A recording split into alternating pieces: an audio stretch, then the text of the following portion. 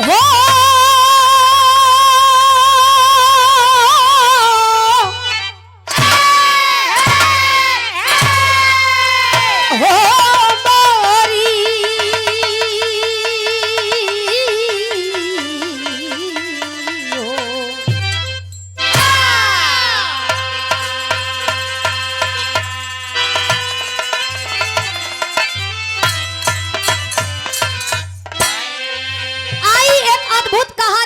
चीज लेके आ रहल बानी एकदम नया यही जैसे स्टार्टअप हाँ तनिक सा भूल चुक हुई आप लोग माफ करिए का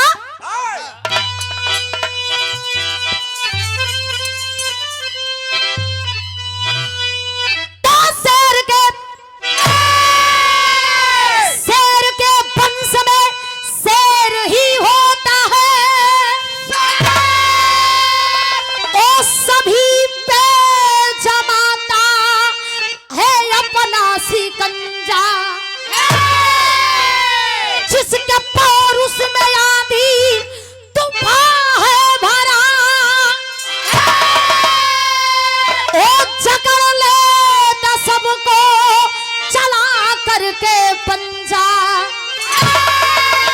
है कहानी करण की ये अगले जन्म की नाम दम्भोद था सूर्य भक्ति किया पाके अद्भुत असुरों वरदान को सारे संसार को है चुनौती दिया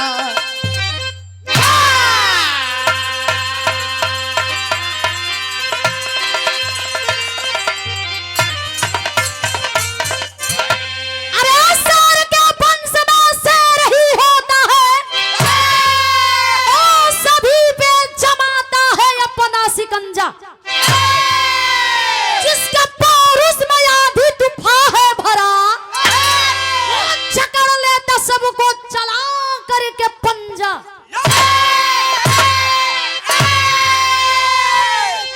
कल लो बांस को खोट में बांसे जमेला घमौर नहीं उपजत नहीं जमत बोईबा धान तो गेहूं थोड़े काटे के मिली बोईबा बजड़ा ते जा मकई थोड़े कटबा जवन बोईबा ओहे मिली ऐसे कल जला कि सामी वीर का पहचान महफिल में होला बिरहा में एक लाइन कवाली बोल ह का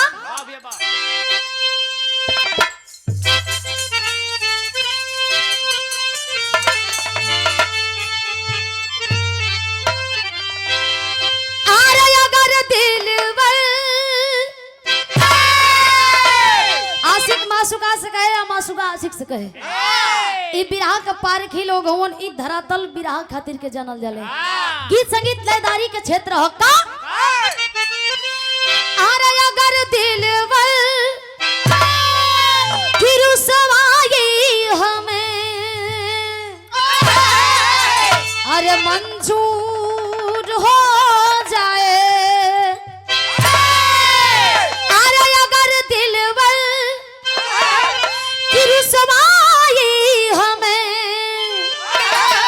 अरे मंजूर हो जाए तो सनम तू सनम तू बेवफा के नाम से अरे मशहूर हो जाए सनम तू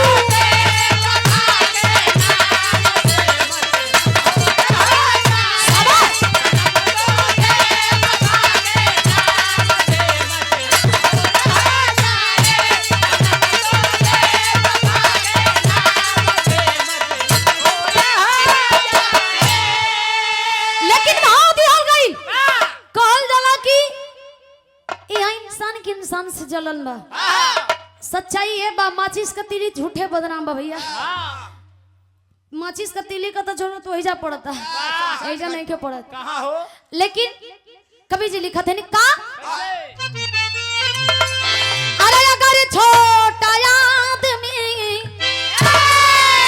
अमान होता है अरे अगर छोटा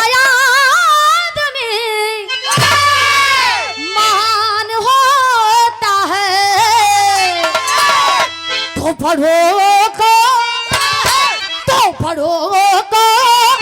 क्यों इस बात से अपमान होता है बड़ों का।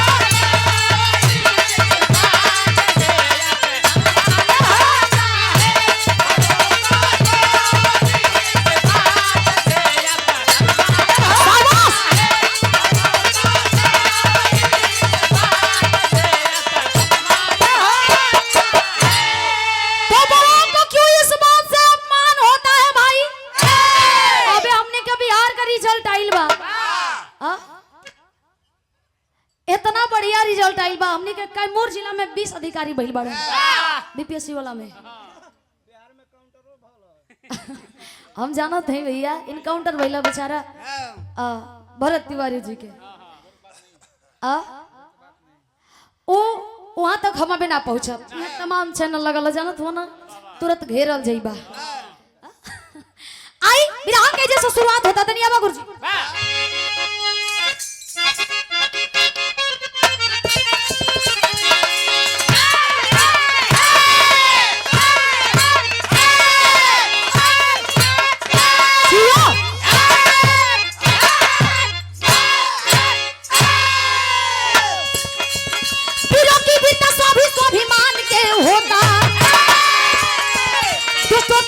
हम अभिमान का होता लगते हैं कर्मयोगी हर इंसान के लिए। शैतान खुद लड़ते हैं शैतान के लिए।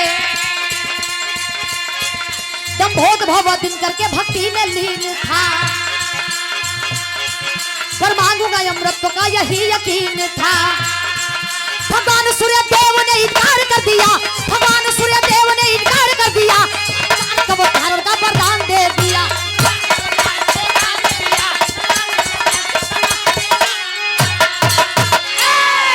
जहाँ 10 मिनट जाए बोला वही 2 मिनट में काम कला एक कहल जाला बचत और का टाइम में आराम बचा ले। वीरों की वीरता शान स्वाभिमान की होती है। दुष्टों की वीरता हम अभिमान की होती है। ए भैया दंभोद भव हमरे विरहा में नाम दिहल गई। वो दंभोद भव ओ जन्म में एक बहुत ही बड़ा शक्तिशाली घमंडी राक्षस था। बहुत ही बड़ा राक्षस था भैया।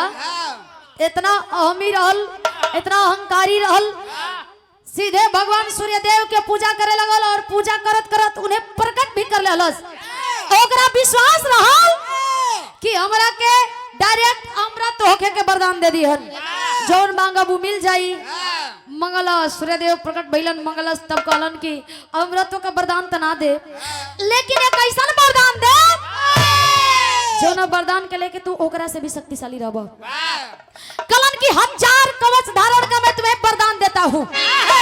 एक कवच नहीं हजारों कवच 1000 कवच के धारण करके वो बेचारा घूमे लगल फूल के आ घूमे लगल तब विरह में एक लाइन गीत लगल बा।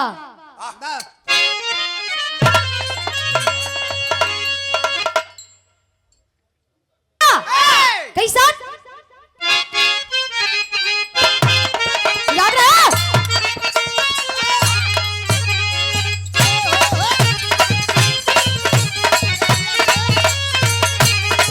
बाबा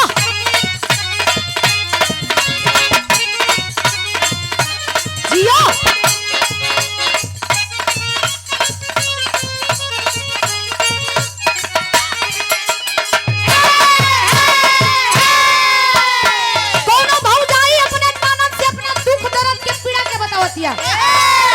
का बतौलस का कहे अरे उठेला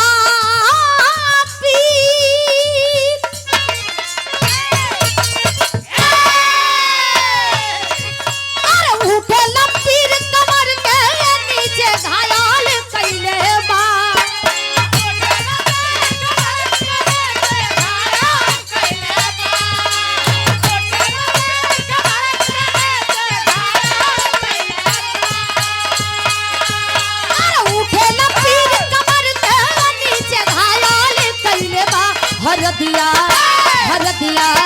हर दिया छापा नन तो हर दिया घायल कई आवा भाव बा गाड़ी टॉप गियर में चलत हियो। जैसे 2020 मैच होता है मान ला कि ऐसा ही होई, लेकिन विराट साफ साफ सबके समझ में आ जाई। का लागल रंग जमारे धरा पर असुर बलशाली हो।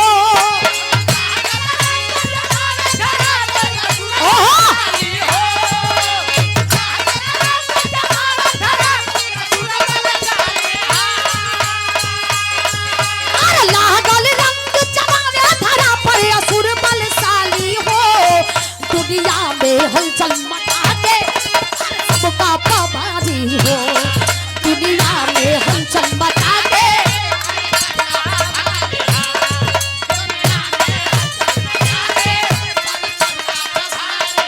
कलश के हजार कवच धारण वाली कोई हमरा के कुछ कर दीगा ताप के पूरा फूला था कि हमरा के छोई बरदान मिल रहे कि जे तोरे कवच की ओर एगो अंगुरी करी कैसे हो एगो अंगुरी उठा के देखी ओकर खेला खत्म। का कहिला से हजार कवच धारण सयतानावा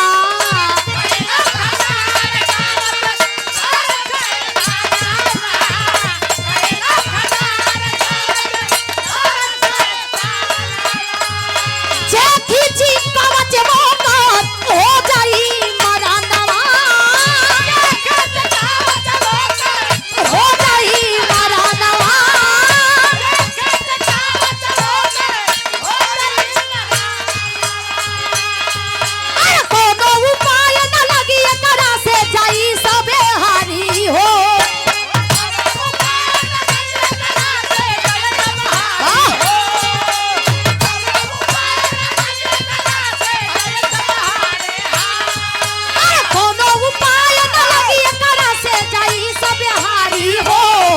दुनिया में हलचल मचा के सबका पभारी हो।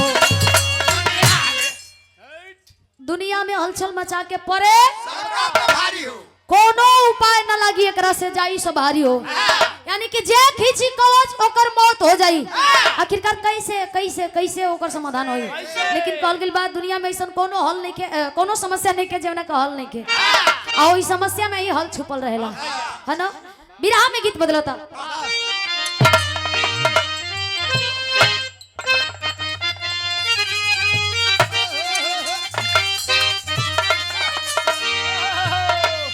कौन भौजाई अपने देवर से कहले बा का कहलस मनोज भैया की करी हैया देवर जी दर्द करे अरे कामौए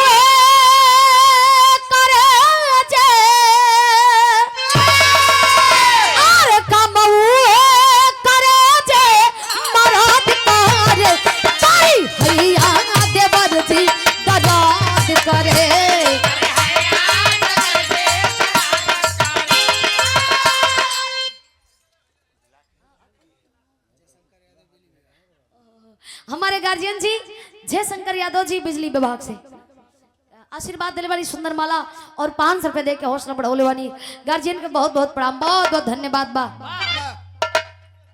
आवा कैसन कि अगम गहरे सागर बाटे राय लगले देखी के सेरावा के सियारा देखी के सेरावा के सियारा पराय लगले गहरे सागरवा के राय लगले।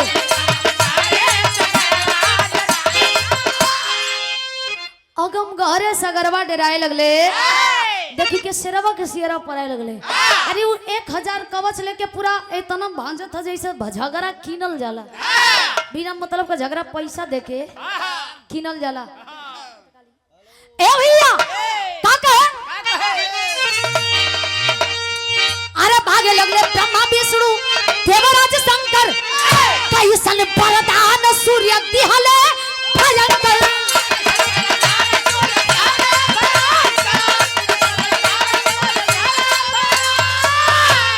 सबके बाहुबल वीरता अरे ओराए लगले देख के सिरवा के सियरा पराए लगले। बाहुबल वीरता और आए लगले देखियो शेरवा के शेरा ये तो जाहिर सा बात बा लेकिन कबो कबो शेर भी गिदड़न के झुंड में पड़ जाला तो बेचारा के घेरा जाला तो हार माने के पड़ेला है ना। लेके घूमते और धरती आकाश पताल तीनों लोग थर्रा उठल एकरे आतंक से। बाप रे बाप, एगो कवच तोड़े में एक जन्म लग जाई, यानी कि एगो कवच तोड़े में एक बार मरे के पड़ी फिर दोबारा जिंदा होके खातिर के ओकरा खातिर के आखिरकार आगे कैल का जाता। बिरहा में हमारे गीत बदलता।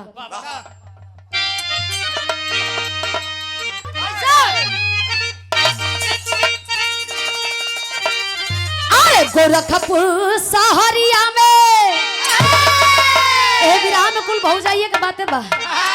अरे गोरखपुर सहरिया में अरे पी के लाचा रखवा देवर मोरा जोगी भइले।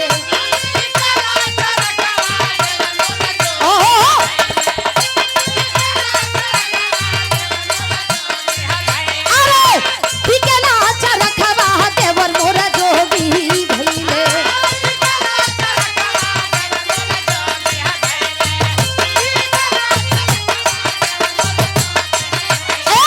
चरखा हो मगई गो लहजतार देवर मोरा जोगी भइले। बस देवर मोरा जोगी भइले। और हमने बढ़ के भैया सियाराम भारती भैया वार्ड नंबर 32 के जिला पंचायत के भावी उम्मीदवार बने, बड़ा ही कर्मठ जुझारू और शिक्षित प्रत्याशी बनी। हजारों हजार आशीर्वाद दिले बनी, बहुत बहुत प्रणाम धन्यवाद बा। बिना हमार अब धीरे धीरे आखिरी पर चलता कैसा देखत देखत देखत आखिरकार कले के पड़ल का करे के पड़ल। अरे भगती रमावली हरि के अरे पानी के पुजरिया दक्ष कुमरिया मूर्ति।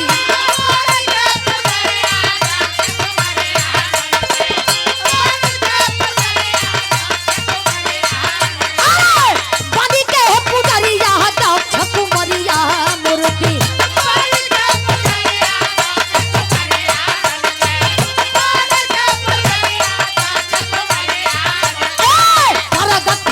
विष्णु भगवान दक्ष कुमरिया मूर्ति।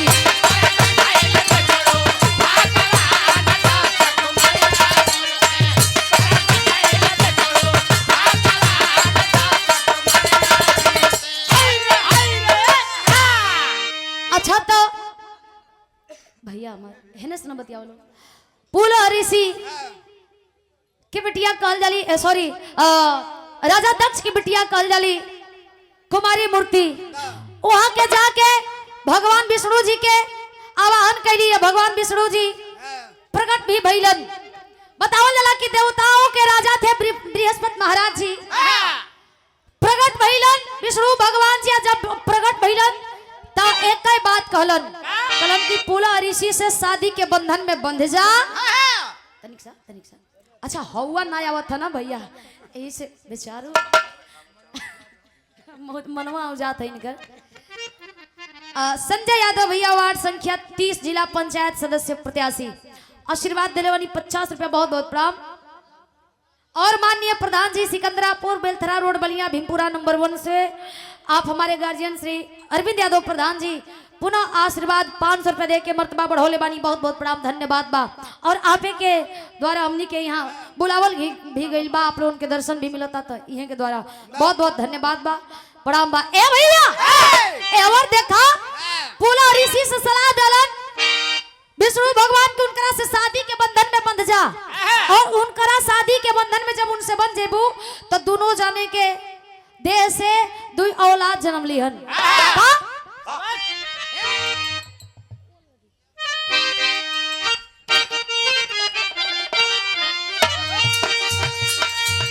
कैसे मरई सैतनवा एकरा खातिर के बरदनवा।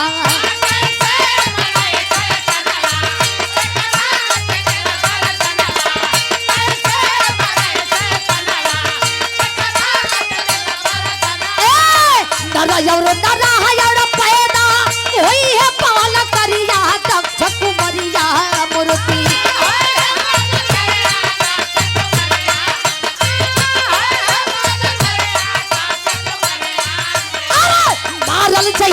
असुर पालवान दाख कुमरिया मूर्ति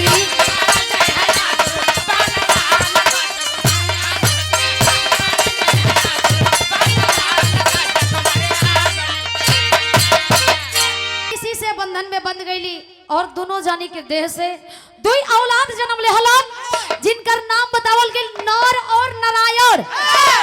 नर और नारायण नर और नारायण जन्म लेलन। जन्म लेला के बाद धीरे धीरे बड़ा भइलन त जाके संजीवनी मंत्र सीखलन। आ संजीवनी मंत्र सीखलन तो संजीवनी मंत्र सीख के कैलन का बिरहा के आखिरी गीत लगल।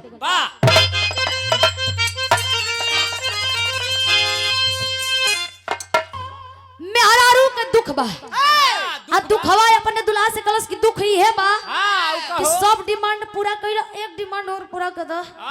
बोल बोल बोल बोल होश में बोलल करा नहीं करिया दास वो आंख से हाथ धो देबा। आवा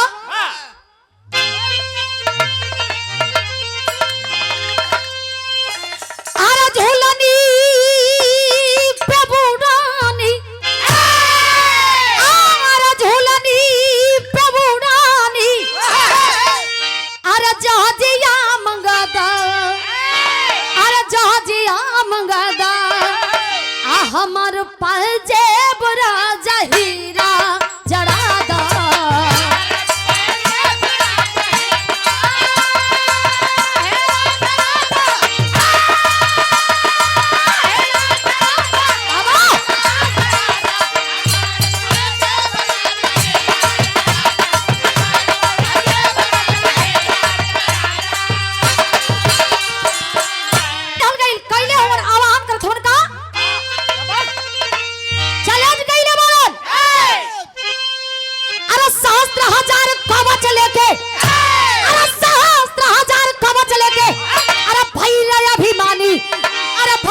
अभिमानी सुर सनिया आज देखब तोहर पानी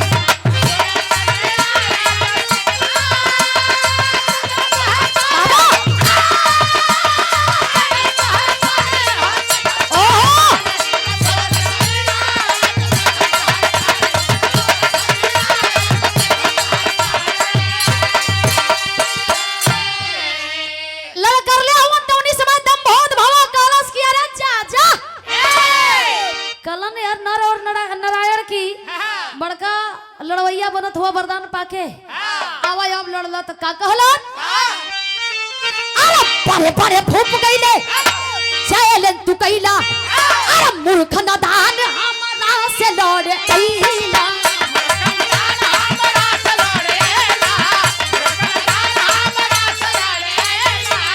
अरे तोहरा जोरवा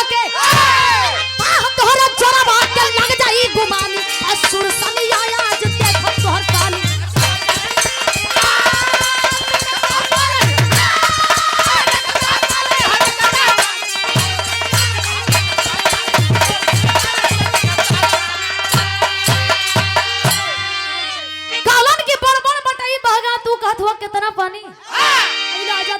हमसे लड़े नर नारायण के कलन कलन की अमनिए तोर छक्का छुड़ावल जाई। नर और नारायण लड़त हवन भैया कैसे लड़त हवन आबा गुरुजी चौलरिया लगल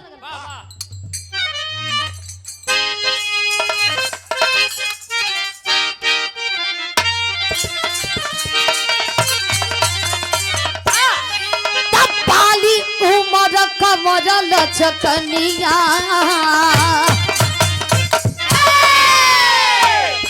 उमर कमर लचकनिया पाली उमर कमर लचकनिया गोरिया खींचे निहुर के पनिया गोरी के झूले झूलनिया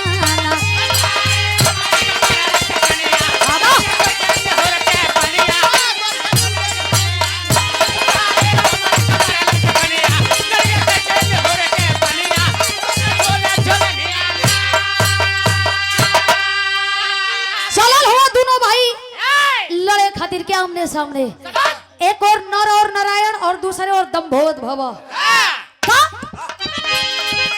तब भीषण जंग छिड़ल बा जंग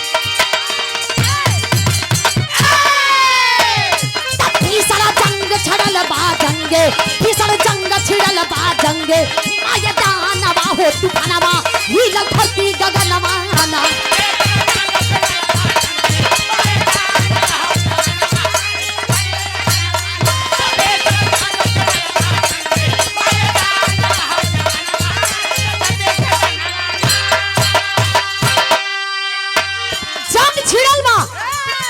सामने वार परवार होत बा लेकिन ओके वरदान मिलल बा कि जे ओकरे कवच के अंगुरी उठा देही छू देही मर जाई फिर लड़ाई कैसे हुई 1000 कवच बा का तथारे दासो दिशा गर्जन से तथारे दासो दिशा गर्जन से धूमिल धारा भइल मर्दन से हो धूमिल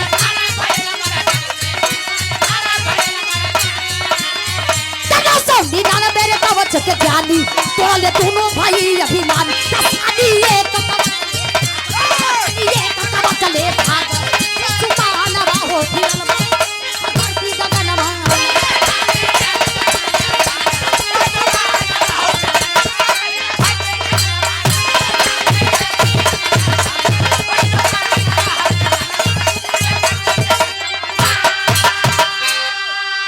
ए भैया यानी कि एक बढ़ा ली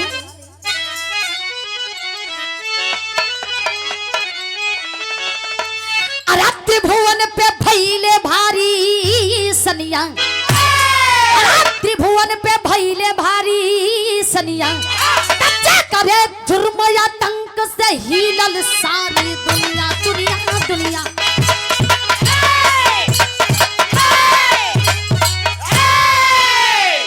जो अहंकार के मद में मानवता खो जाता है उसे बचा नहीं कोई पाता है उसका विनाश हो जाता है जो भी घमंड में चूर हुआ उसका एक दिन संहार हुआ जो प्रेम किया उस स्वामी से उसका प्रेमी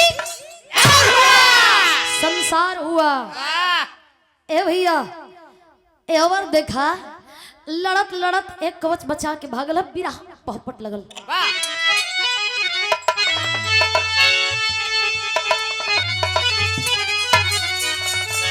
अरे जाके समाहित हो गई ले शैतानवा दिन कर देवता में अरे जाके समाहित हो गई ले शैतानवा दिन कर देवता में अरे बचा के अपन एक कवच दुश्मनवा दिन कर देवता में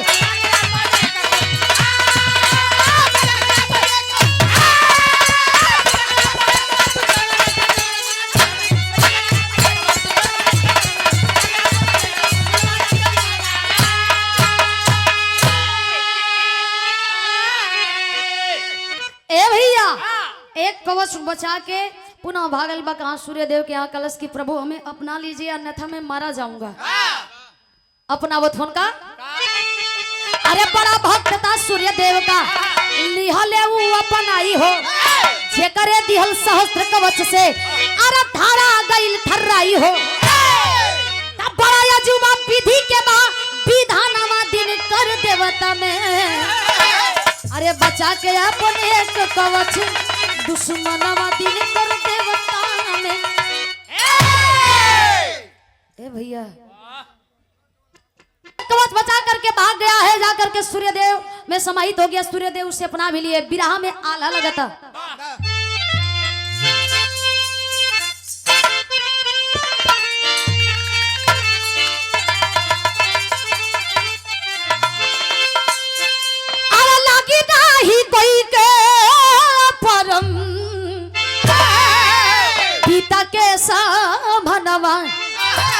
अरे चाहे केहू के तनो होई हो पलवा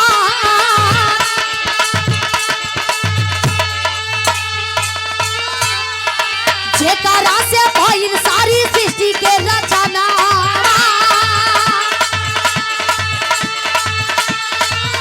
अरे उनका आगे चली ना कोई के अभिमान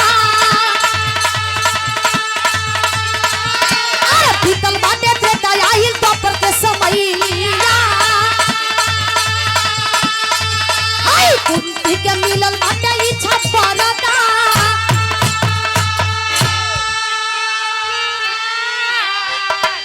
भैया बीतल बाटे त्रेता आइल द्वापर के समय, यानी कि त्रेता रहल, त्रेता युग। द्वापर युग में कुंती के ओकरे इच्छा अनुसार वरदान मिल गई। इच्छा वरदान उन्हों के मिलल बा। अच्छा तो उन्हें वरदानवा देवे वाला के रहलन दुर्वासा ऋषि हो।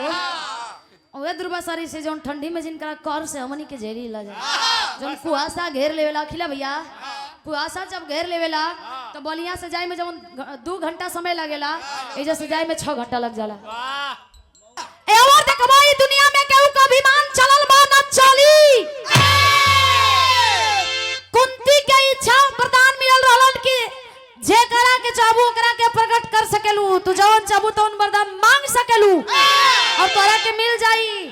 और वे वरदानवा देले रहलन दुर्वासा ऋषि हो। अपना फायदा के चक्कर में दूसरा कायदा बिगाड़ेलन। जब कुहेसा आवेला तब गुरुजी कुहेसवा घेर लेवेला तो कहाँ गाड़ी 100 के स्पीड चले ले। कितना फायदा उठा लेबेलन, कितना गाड़ी कितना आदमी कुहेसा के फायदा उठा लेवेलन। आए हाय एवर देखी त्रेता बीतल द्वापर के समय आइल बा। उन्हें इच्छा के वरदान मिलल तो उ लगली परीक्षण देवे। जाके सूर्य देव से आवाहन कैली कि हम चाहतनी परीक्षा लेतनी, चाहे जौन भी करा के समझ रही। विराम 2 मिनट में चलबा। जौन भी करा के समझ ले प्रभु, हम चाहतनी कि कुंवारे में माई बन जाए। कुंवारे में? हाँ हो भोजपुरियों में बन गल है। एक कल जुगो में ना देवी जी जिनकर नाम बा देवी जी, भोजपुरी के बहुत बड़ा सिंगर हैं। वहाँ के अब समय ना रहल, वो कुंवारे में माई बन गई। बेचारी की ब्याह करे के समय ना रहल। अभी शांत रे भैया, ब्याह करे के उन्हें समय ना रहल, कुंवारे में माई वो बन गई बड़ी। बधाई हो। त्रेता छोड़ के द्वापर में जब अजमौली काली की हम कुंवारे में माई बनल चाहता रही तो सूर्य देव कहला कि कहिए से के लेके ढोवत है लो तू ही लो। उनके गर्भ में आई गई दम बहुत भवा। तो दम बहुत भवा जब जन्म लहलस तक करण के रूप में जन्म लहलस। और करण के रूप में जन्म लहलस तो एक कवच धारण कैले ही जन्म लहलस। अब ना बनल तब बनल, लाज के मारे ही देखा कुंती उन्हें पानी में बहाव भी डाली बक्सा में कही के। अब पाई गईलन के अधिरथ मुनि।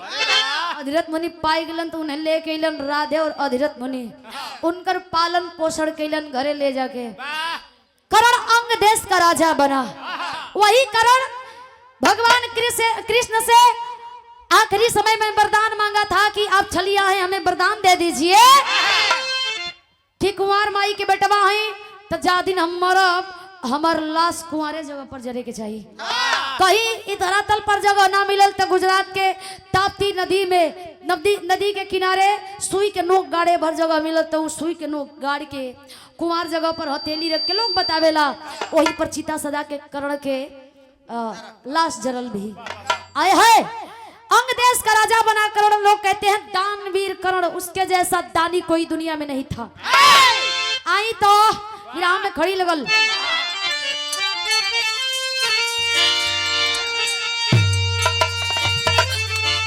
एगो बढ़ा ली।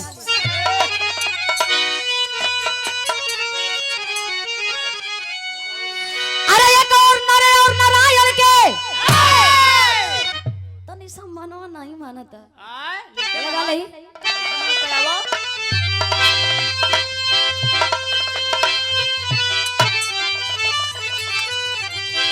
अरे एक और नरे और नारायण के अरे यावा नावा भाई फिर द्वापर में अर्जुन कृष्ण के मिला नावा भाई।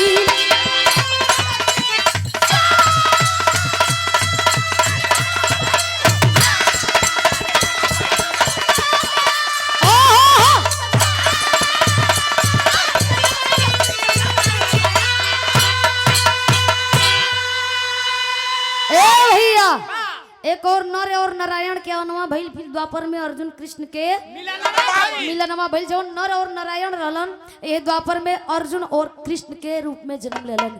और दम्भोध भवा जौन रहल वही द्वापर में कर्ण के रूप में जन्म लेलन। आय हाय वो है कृष्ण भगवान जो महाभारत में मुस्किया के देखत रहलन मुस्किया के हो कौची देखत रहलन लड़ाई। अच्छा हाँ तो के का लगता सब तोहरे नियन बा कोना यहाँ तरह ताके बोला आखिरी भाव बका यही से दम बहुत बाबा के घमंड टूट गए। वाह वाह आखिरी भाव शाबाश